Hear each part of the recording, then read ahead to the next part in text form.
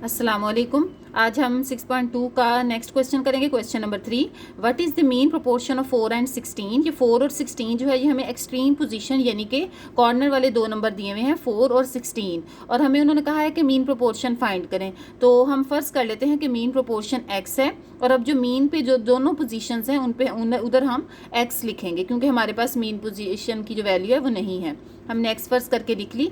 और प्रोपोर्शन का जो साइन है, ये साइन तो रेशो का है और ये रेशो का साइन है, और ये दोनों ये जो है ये प्रोपोर्शन का साइन है। हम इसकी जगह पे नेक्स्ट स्टेप में यहाँ इक्वल लिखेंगे। और अब हम बिल्कुल सेम वैसे ही सॉल्व करेंगे जैसे हमने अपने बाकी तमाम क्वेश्चंस लास्ट लेक्चर में सॉल्व किए थे। ये है एक्सट्रीम पोजीशन, इनका प्रोडक्ट लेंगे, और ये है मीन पोजीशन, इसका प्रोडक्ट लेंगे। तो अब हम फॉर्मूला लिख लेते हैं। Product of mean is equal to product of extreme. तो मीन में है x और ये भी x है, तो x और x मल्टीप्लाई हो जाएंगे, x स्क्वायर हो जाएगा। और एक्सट्रीम पोजीशन में 4 है और 16 है, 4 और 16 को मल्टीप्लाई कर लेते हैं तो हमारे पास आएगा 64। अब हमें x फाइंड करना है, तो ये स्क्वायर को ख़त्म करने के लिए हम बोथ साइड्स पे स्क्वायर रूट लेंगे। इस साइड पे भी स्क्वायर रूट लेंगे और इस साइड पे भी स्क्वायर रूट लेंगे, taking square root on both sides. उससे ये स्क्वायर रूट से कैंसिल हो जाएगा, और जब हम 64 का स्क्वायर रूट लेंगे तो हमारे पास आंसर आएगा 8। ये हमारे पास नेक्स्ट क्वेश्चन है। Question number 4, a worker is paid for ₹2130 for 6 days। एक वर्कर को 6 दिनों के लिए काम करने के इतने पैसे मिलते हैं, और इफ़ इस total wage during a month, तो उसको पूरे महीने के मिल रहे हैं 9230। Find the number of days he worked in the month. तो अब हमने नंबर ऑफ डेज फाइंड करने हैं, तो हम इसे इस तरह करेंगे।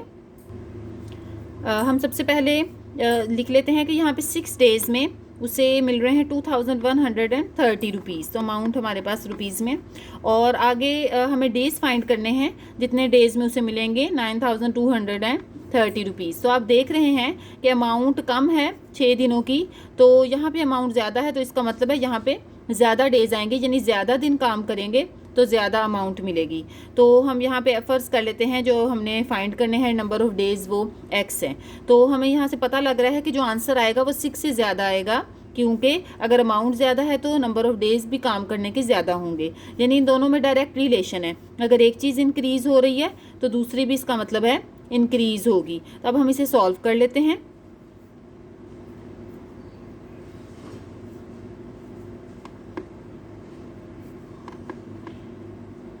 हमें x फाइंड करना है, तो अगर हम x को ऊपर लिखेंगे तो हमें इस वैल्यू को भी टर्न करना पड़ेगा।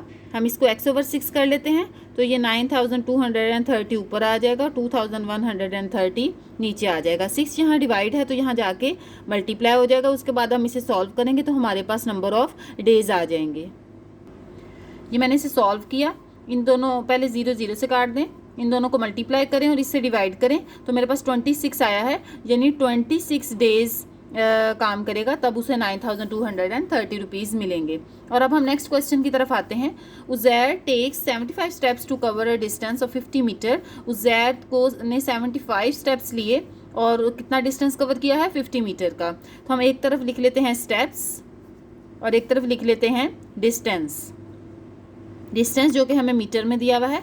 75 स्टेप्स हैं तो 50 मीटर का डिस्टेंस कवर हुआ है, तो कितना डिस्टेंस कवर होगा अगर 375 स्टेप्स लेंगे। तो जो फाइंड करना है वहाँ हम x लिख लेते हैं, और ये हमें नज़र आ रहा है कि अगर स्टेप्स कम हैं तो डिस्टेंस कम कवर होगा, और अगर स्टेप्स भी ज़्यादा होंगे तो डिस्टेंस भी ज़्यादा कवर होगा। तो ये भी डायरेक्ट रिलेशन है, अगर एक चीज़ इंक्रीज़ कर रही है तो दूसरी चीज़ भी इंक्रीज़ करेगी। अब हम इसे सॉल्व कर लेते हैं। हमें x फाइंड करना है। अगर हम इसको क्रॉस मल्टीप्लाई कर लेते हैं, यानी x इधर कर लेते हैं और 75 को इधर कर लेते हैं, और उसके बाद हमें ये 375 जो यहाँ पे डिवाइड है इसको यहाँ ले जाते हैं, ये मल्टीप्लाई हो जाएगा। अब आप इसकी कटिंग करें और देखें इसका आंसर क्या आता है। ये इसका आंसर आया है, इसको मल्टीप्लाई और डिवाइड करके 250 मीटर का डिस्टेंस जो है वो कवर करेगा अगर 375 स्टेप्स लेंगे।